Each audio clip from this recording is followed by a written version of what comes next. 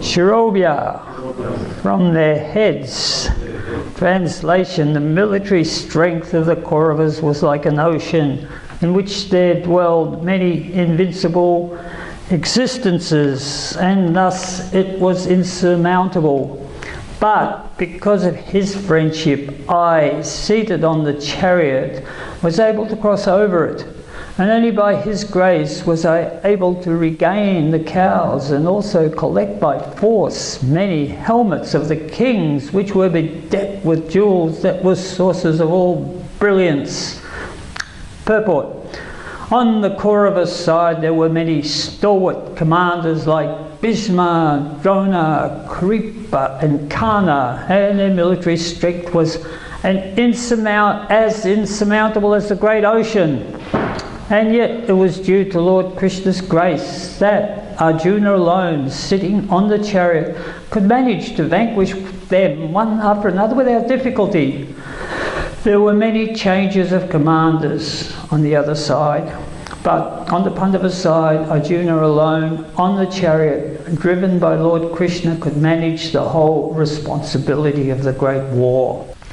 So, first of all, Srila Prabhupada in the purport talks about Arjuna's material attributes, which were second to none. As I said, he was the greatest bowman in the universe. He was such a great warrior, in fact, that King Indra, the king of the celestial planets, was having some difficulty fighting with the demons. So he summoned Arjuna, much to the chagrin of his brothers, that he said, I need you to help me fight the demons in the celestial planets. Of course, that was in the period of time when they'd lost their kingdom, and they were, as a condition of their losing their kingdom, they had to live 12 years in exile in the forest, and then on the 13th year they had to go somewhere where they would be incognito, right? So during that point in time, Arjuna went to the planet of King Indra, and of course King Indra was the father of Arjuna. He impregnated Kunti, so he was very proud to have his son by his side. And Arjuna did what he had to do. He actually fought valiantly with all the great demons and vanquished them. And so he was like the hero of the celestial planets. There was one particular point in time when he was sitting on the throne. King Indra was sharing the throne with him, and he kept glancing at this most beautiful heavenly society girl. She just stood out amongst all the others, and he kept glancing at her, sort of like looking. And King Indra noticed that. Who knows the name of that? Urvasi, yeah. It says in the Bhagavatam, actually, she wasn't the ordinary mortal, that she was an empowered, she took an empowered birth. I can't remember the details, but she was head and shoulders above everybody else. So King Indra thought that, well, I'll satisfy Arjuna's desires, because on the heavenly planets there's a different set of rules, that you don't get any karma, you're just reaping the results of all your good karma. So lo and behold, he explained to Urvasi, I think Arjuna's glancing at you, so maybe you can go and entertain him. So Urvasi also was attracted by Arjuna's beautiful physique. So one evening there's a knock on the door in Arjuna's quarters, and there's Urvasi decked out, as beautiful as anyone could ever look in the material universe. So she was there for Arjuna's beck and call. But Arjuna actually paid his respects to her, and he said, I'm sorry, this was a big misunderstanding, because Urvasi went back so many generations. She'd been on the heavenly planets, and she'd been on this earth. She was cursed by someone to come onto this earth and spend some time, and she had some children to King Purava. And from that dynasty, Arjuna was born into that particular dynasty, so he saw her as his great so-and-so grandmother. So he was glancing at her because she was his grandmother. And she looked at him and he said, I'm sorry, you're my mother. I just have to give you my respects. There's no way I can have any conjugal union with you or whatever. And she was very, very frustrated because she was worked up and she became very angry, and she actually cursed him to become a eunuch for 1 year in this material world when he came back. So he took the curse. So Prabhupada here describes that after he came back from the planet of the demigods, their time was nearly up, so they had to look for somewhere to hide incognito in the 13th year. So they decided to go to the kingdom of Brihadnala. Kingdom of King Virat. What's the kingdom called? I forget. Virat? I think it's called Virat. King Virat of Virat Vasa. So they all come in different ways. That Bhisma was a great cook and a wrestler, and Nakul and Sahadev, great horsemen, and Draupadi was able to sort of be made servant of the queen. So Arjuna took the opportunity to live out his curse, and he came as a eunuch, Brihadnala, and he said, I'm great at dancing, I'll teach your daughters and all the courtesan friends how to dance Raga Vedic dance. So King Virat was very delighted to have all the Pandavas there, and so for 1 year they were living in that kingdom of King Virat incognito. And even though Duryodhana, so this is the opportunity where we find them and we reveal them, and then they have to go back to the forest for another 12 years. So you can imagine the intensity with which he was sending out all his spies all over the world, looking, where are these people hiding, where are they hiding? And so while the spies were there, they went to the kingdom of Virat, and they noticed that it was a very, very opulent kingdom. There had lots of wealth, like in the form of cows. So in those days, of course, if you have cows, you have bulls, and bulls were like the tractors of the society, so they were very much in need. They were equally as important as the cows. This we sort of find it hard to realise in our topsy-turvy age that we live in. And of course, cows meant ghee, and ghee meant trading. Everybody lived off ghee, and from ghee you can make so many things, cook so many things. So Duryodhana, being who he was never satisfied, even though he had so many, so much, he still had his eyes set on Virat's cows, and he wanted them as well.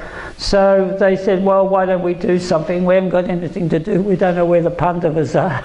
So we'll go to the kingdom of Virat and we'll take their cows. So they organised a force, an expedition, which they were going to raid the kingdom and take all the cows.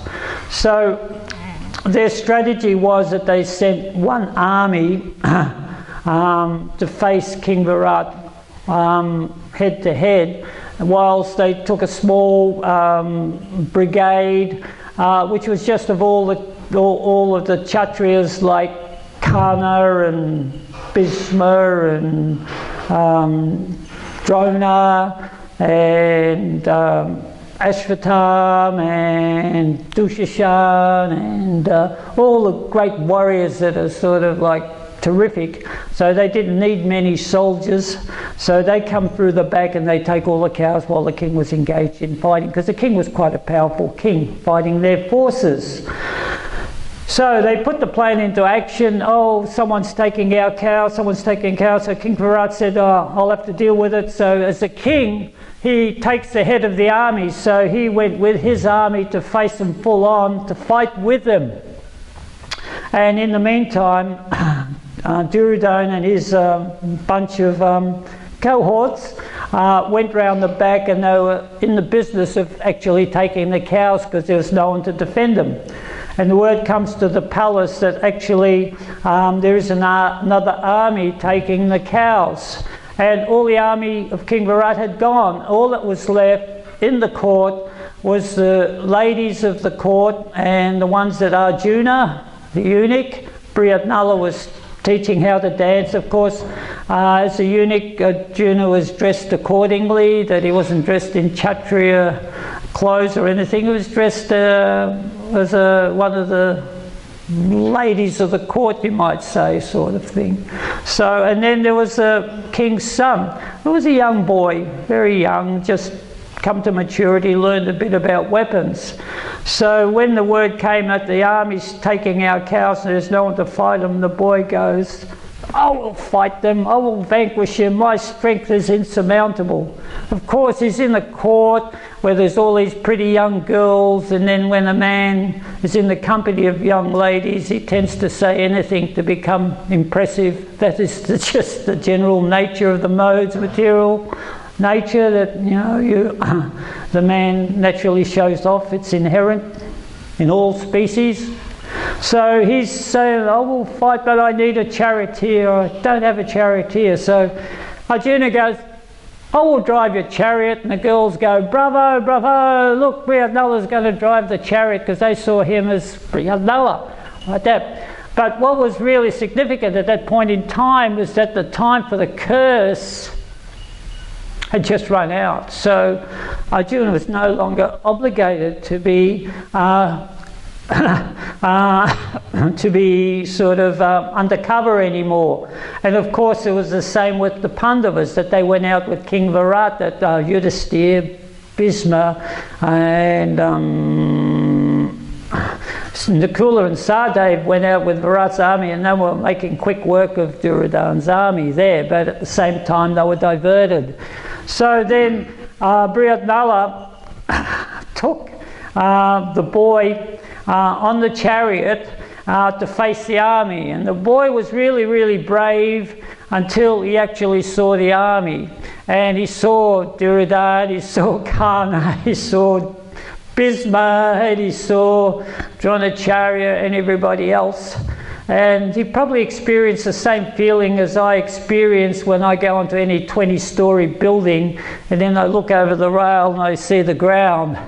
It's something like your stomach actually leaves your body, that experience. So he was going through one of those deja vu moments. But actually Brihatnala drove to a very strategic spot by coincidence. It was the tree where they hid the weapons. So Arjuna, now we'll call him Arjuna, he said, don't fear, I'll take over from you. All you have to do is hold the reins. And even though the boy was very, very afraid, still he was able to manage to do that. So on the other side, the Kauravas, they're taking the cows and they see this chariot pull up and they go, oh, what's this chariot? It's going to oppose us, is it? And they look and there's this boy on a chariot, and they began to sort of chuckle amongst themselves. Oh, this boy's going to take us on, is he? And then said, who's that driving that chariot? And it's a eunuch. Oh, what's he doing? You know, and he's climbing that tree. Oh, okay. And then he hops on the chariot and the boy takes the reins of the chariot. And they're looking, could it be Arjuna? Of course, these guys were really relaxed at that point in time. It was a piece of cake. The plan was going according to how it should go. So then Arjuna, of course, he'd been restrained for 12 years or something from fighting, and the passion in his heart was just overwhelming. So when he got the Gandiva bow in his hands, he pulled the Gandiva bow back and he twanged it. So the sound of the twanging of the bow, immediately the boy fainted. He had to revive the boy, put him up again. He twanged again, he fainted again, so he put him up again. And he was twanging the bow. And as he was doing that, the horses and the elephants on the other side of the army were passing stool, and everybody else actually became totally remorseful. It's Arjuna, it's Arjuna. And then immediately, quick, rally, let's get our troops together. All of a sudden we have to have a plan, right? They had no plan, but by that time Arjuna was halfway there and he was just decimating them. And so he actually fought with every one of them, and he actually defeated everyone, and he put them to sleep. So everybody was asleep.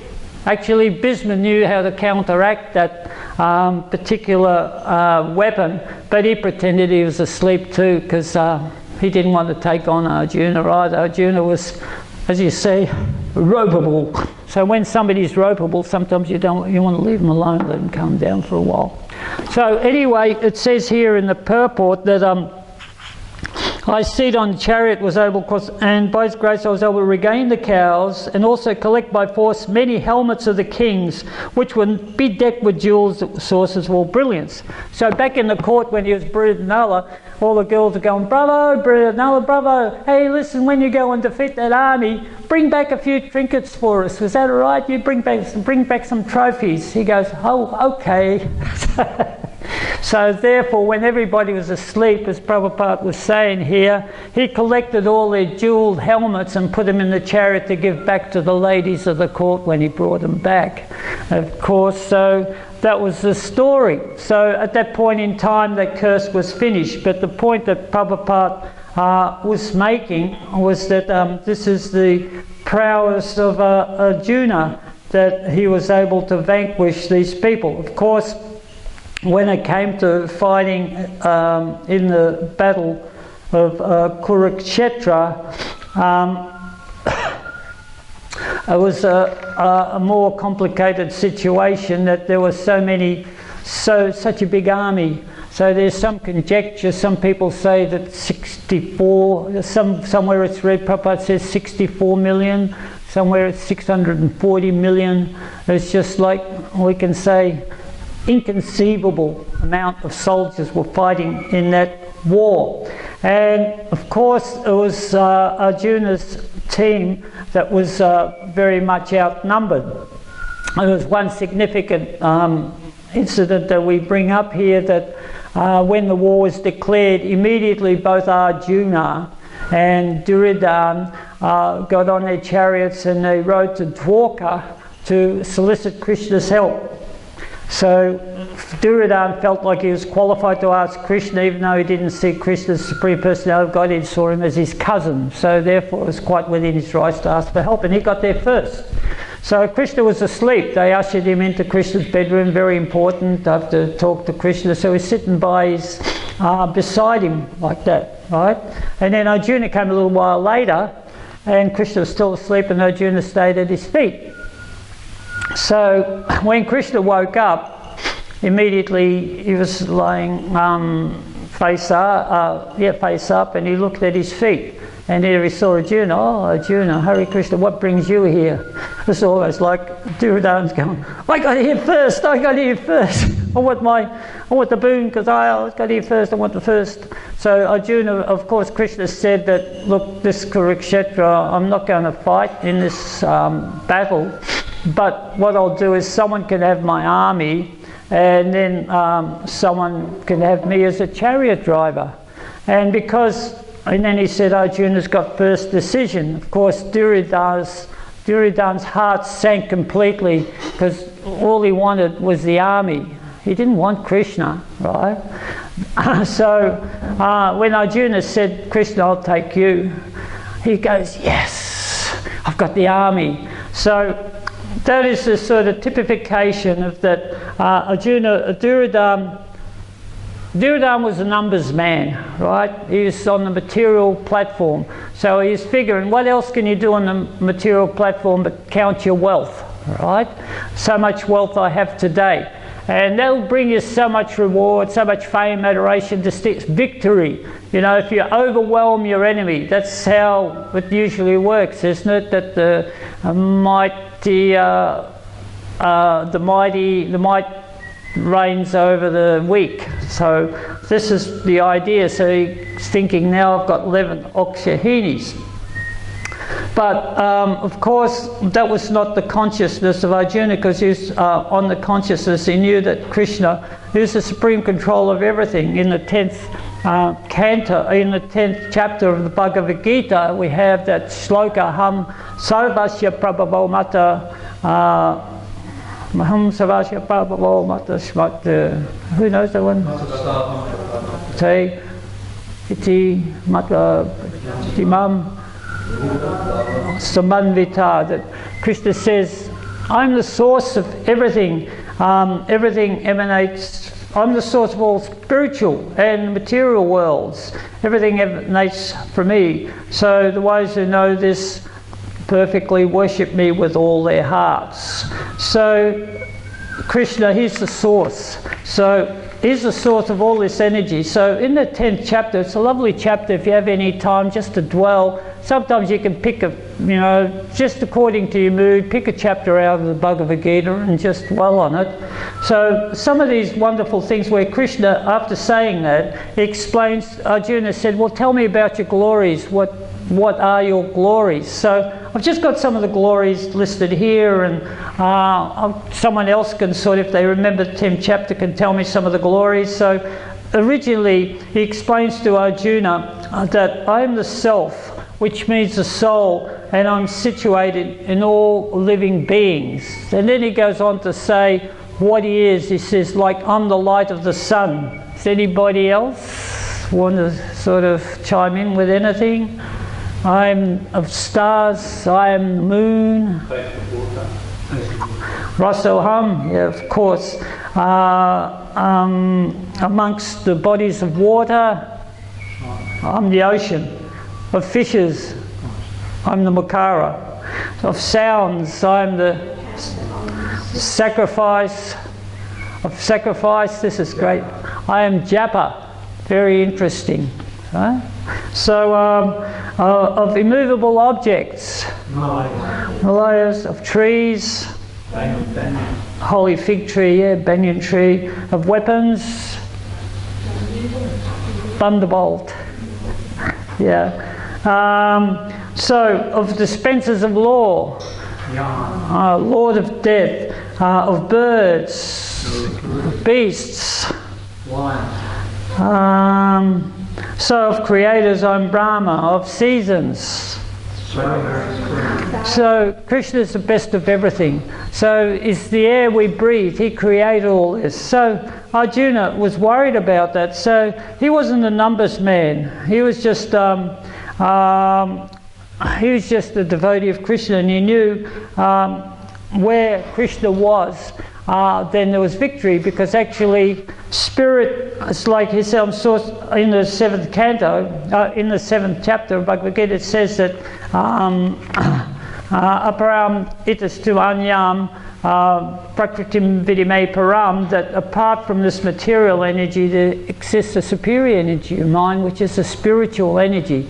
So Arjuna knew that spiritual energy was the supreme energy, so it didn't really matter what material obstacles came up if Krishna was there. So he's perfectly connected to Krishna, even though he had those qualities of a Kshatriya, which we talk about, that was sort of walking around with dignity and strength and had to administer so much, sometimes Kshatriya to protect and to hurt. Still, he was very humble in the eyes of the Lord. He had that humility, and that's the essential quality of a devotee. I was just listening to something Bhaktivinoda Purna Maharaj was saying. This exemplifies humility sometimes, that he said in the old days, about 20 years ago, or more, 30 years ago, we used to have life membership programs. That was the sort of early part in the 70s. There's one of the life members here. Got signed up to be a life member and a devotee. So it didn't really have to be an initiated devotee, just went on the life membership drive. So in India it was very, that was the way to, way forward to spread Krishna consciousness. Obviously it worked. So many temples in India today. I think last count was 56 temples in India. It's like about 8 temples in Delhi alone. So, and at those days there was nothing, just ISKCON temple. One temple in Delhi, and one in Vrindavan, one in Mayapur.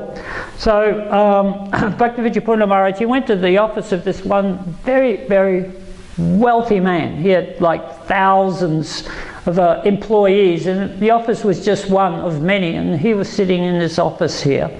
And when it was announced that he was there with his godbrother, the owner of all this company was very, very humble. He ushered him in, offered him refreshments, and listened to him very, very attentively while they spoke Bhagavad Gita, and he was listening to what they were saying. And then there was like an interruption where one of the junior assistants come into the office and says, "We have a crisis, we have a crisis." And he excused himself in front of the devotees, and they saw him go outside the door.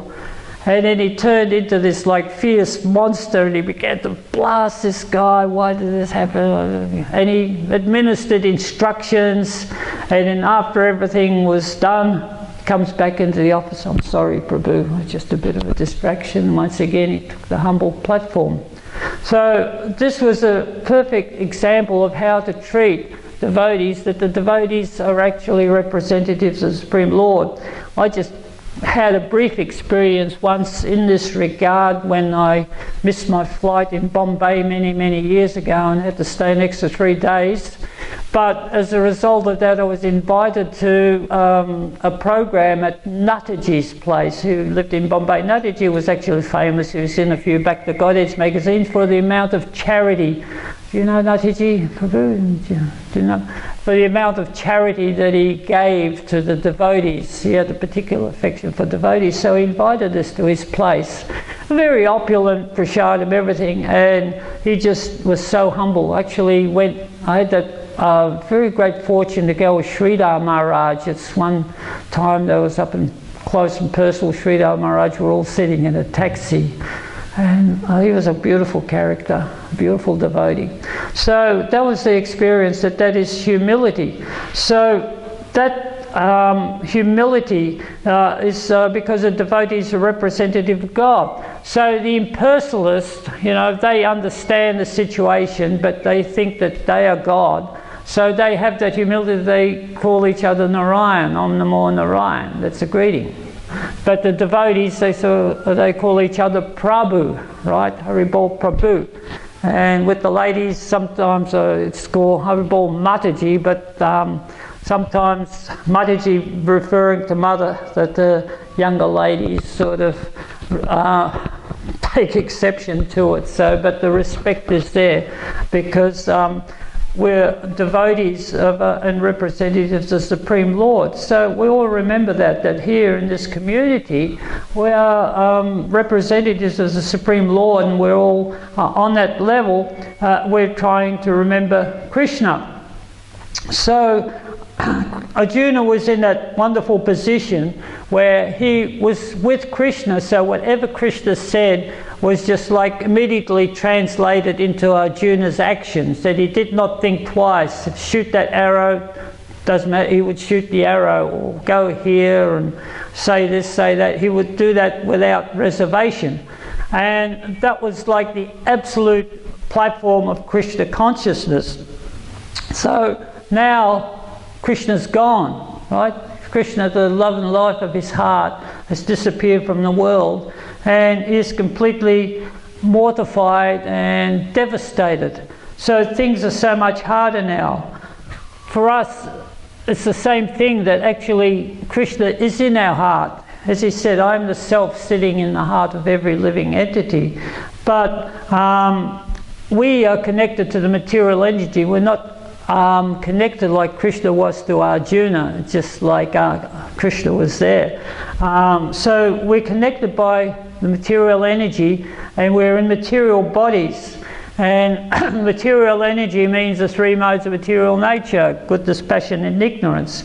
And so forth, we're wandering around in these modes, just sort of throughout this material universe, bewildered, because material energy is truly bewildering, until we come to the fact, by the mercy of the Guru, that we are actually not of this material energy, that we're spiritual.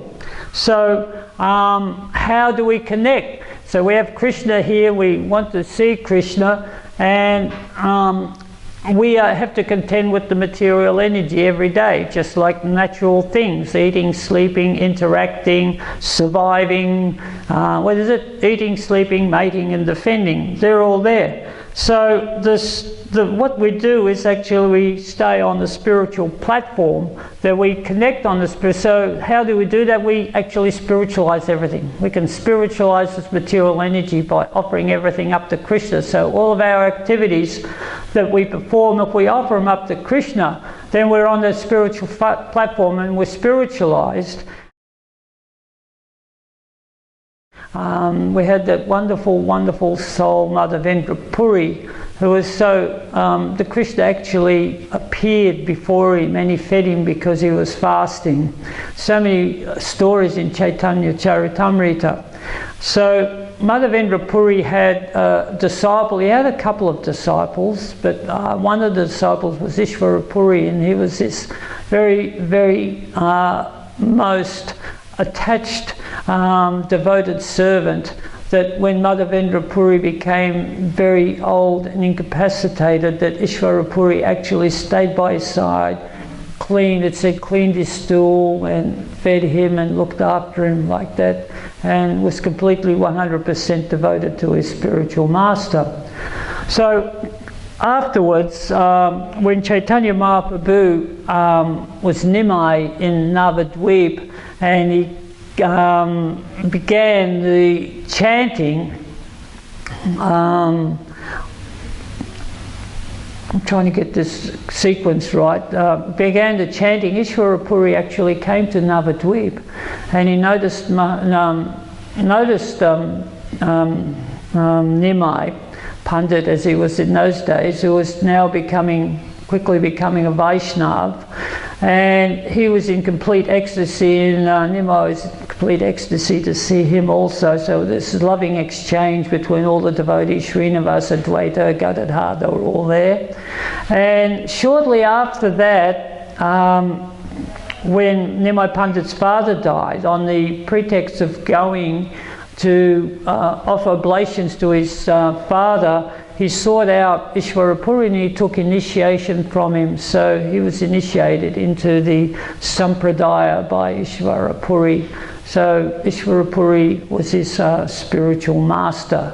So there's more about that in the Chaitanya Bhagavatam, also some things about Ishvarapuri in the Chaitanya Charitamrita. So there's a very, very powerful personality whose appearance day we're celebrating today. Right? So are there any other comments, any other realizations, corrections? Yes?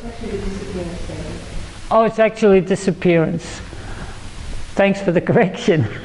Appreciate that. All good? Jai, all glories to Srila Prabhupada.